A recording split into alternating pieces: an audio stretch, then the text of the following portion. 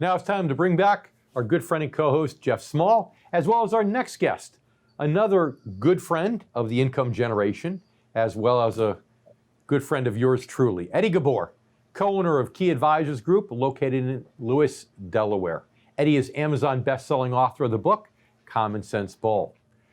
So, how are things going with COVID around your neck of the woods? Look, we're dealing with some of the same things everyone around the country is doing. Overall, my family's healthy. Our clients have been healthy, so we're thankful for that.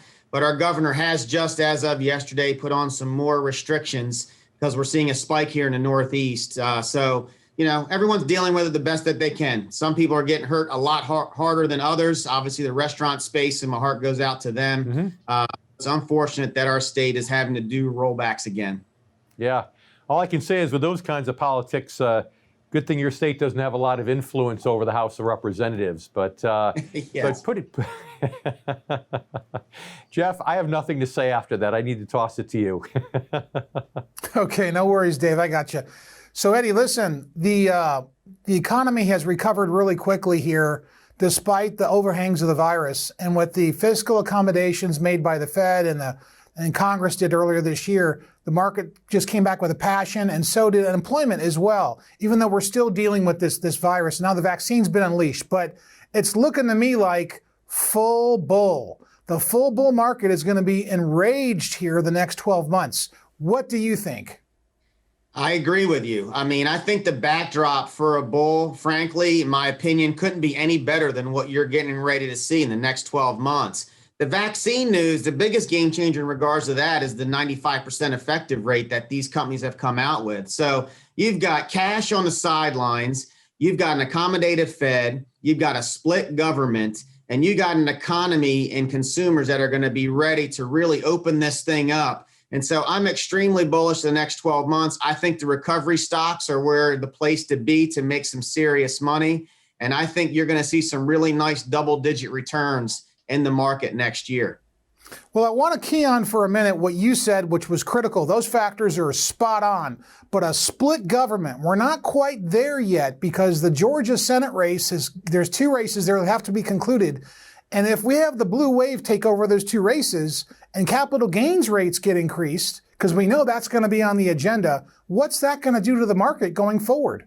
So look, if that goes in the wrong direction and the Republicans lose both of those, I think the short-term spike you saw because of a split government will be erased. As you know, we make decisions based on statistical probabilities. We feel pretty strongly that one of two will go to the Republicans and we will have that split government. But if that doesn't happen, we will switch gears because the bullish case won't be as bullish because the corporate tax structure, the capital gains, even the stepped up cost basis is all on the table. And that's a game changer from an investment perspective.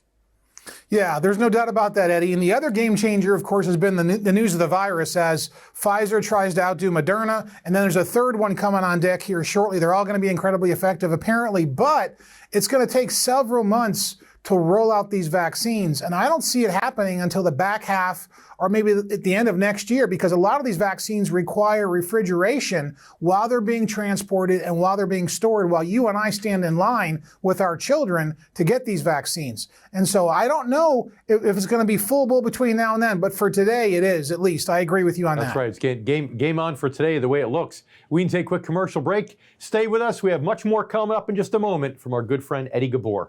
Stay with us. We'll be right back.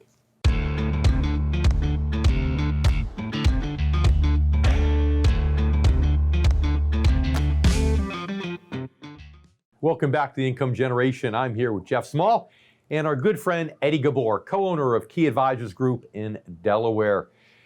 So Eddie, you mentioned rebound stocks, I believe is the term you used. So when you say rebound stocks, I'd like you to clarify, because some people think, oh, that's the tech, the Zooms of the world, the Amazons of the world continuing to take off. Others say rebound stocks means the more value-oriented dividend type plays that we've really been waiting to get back into now for a while. Yeah, we have started to rotate out of technology and going a little bit overweight value. I think the value stocks are going to be the place to be the next 12 to 24 months. And frankly, I'll go ahead and put myself out there on a limb. I think the NASDAQ will be the worst performing index next year. So rotating out of those stay-at-home companies and going more into the value stocks that frankly haven't participated in these gains. There's lots of companies that are still down double digits year to date that when we open up over the next 12 months, in our opinion, they'll be the leaders. That makes sense. Hold on, Eddie. Excuse me for a second here. Sarah Rich, will you do me a favor? Tomorrow morning when the market's open, could you tell our traders to sell all my tech stocks and to buy value stocks because of Eddie's recommendation? So I want to make sure it's Sunday, so I want to make sure you get that squared away first thing in the morning. So Eddie, in all seriousness, I agree with what you just said. Okay, your clients. What are your clients' biggest concerns now that you hear them talking about, let's say over the last couple of weeks or so? The biggest concern that we're hearing from our clients, really, they're very worried about the deficits that this country continues to take on. And they're worried about inflation. They've always been concerned with risk management, but these are some of the things with this stimulus and all this money that's being pumped into the system. We know short term it's bullish for equities, at least that's our opinion. But long term, there is going to be a price to pay for all this money. As you know, there's no such thing as a free lunch. So this printing press that keeps going on has our clients very concerned about the future direction of this country and inflation. Okay, it's got our clients concerned. I get that because the economic textbooks say when you print a lot of money, you create inflation.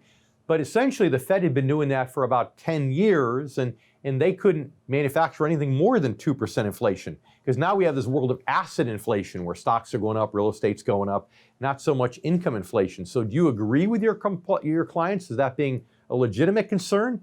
Or do you think just a short-term inflation spike because we have limited supply due to supply chain limitations of COVID, but then we go right back to asset inflation? So I agree with you, Dave. You're going to see asset inflation, but I am concerned about debt. Look, I think when you look, any country, any company, at some point in time, there is a price to pay for having too much debt. And I think the minute that somebody or a company or a country gets too arrogant and thinks that they can just take on as much debt as possible, I think that's just a wrong way to think of things. So do I think it's an immediate risk? No, I don't. But long term, I am worried about it. Well, Eddie, you got a really good point there. But as long as we can grow the economy faster than the debt, because we're not doing that right now today, but as long as we can grow the economy faster than the debt, then that's okay, especially in a low rate environment. It's when you over subsidize an economy with consistent stimulus by the way of Fed or by way of congressional, that we create an environment where the markets and earnings can't grow anymore. And Japan has been stuck in that rut since 1988, the first country to do quantitative easing, the first country to go to 0% interest rates. And so we're not too far behind in that monetary pattern, but hopefully we'll learn a lesson to make sure we expand the economy more so than we do the debt. But at 0%, does it really matter? It doesn't. They got a blank check, Eddie. That's why I say short term, it doesn't matter because rates are basically zero, as you said. It's not going to stay that way forever. I know they would like to tell you conceptually that they can do it that way, but it's not. I believe in the capital markets, and I don't think the rates are going to stay at this level. And this is why, indirectly, this will affect investments long term too. Tax rates are probably going to go up because if the GDP can't cover the debt payments, they're going to come and get that revenue from somewhere else. And that's going to be in the form of higher taxes, and that can hurt investments as well too. Sure. Eddie, 40 seconds left in the segment here. What lessons have you learned as a professional, as an expert in these areas over the last 9 months or so that you'd like to share with our viewers and our listeners? Look, one of the things that this year has done, which I think it's the best learning experience anyone can have in this business, because this is real life stuff, is don't ever take your eye off the ball when it comes to risk management. Some people got too comfortable in February and they got whipsawed and lost half of their portfolio. So risk management, in our opinion, should be top of mind at all times, no matter how bullish you are. Absolutely. Great words of wisdom. And, you know, in your risk management is specific for the individual. So we appreciate you, of course, as usual. Eddie, thanks for being here. Thank you for having me. And you stay with us, too. We're not done yet. We have more to come right here on The Income Generation. We'll be right back.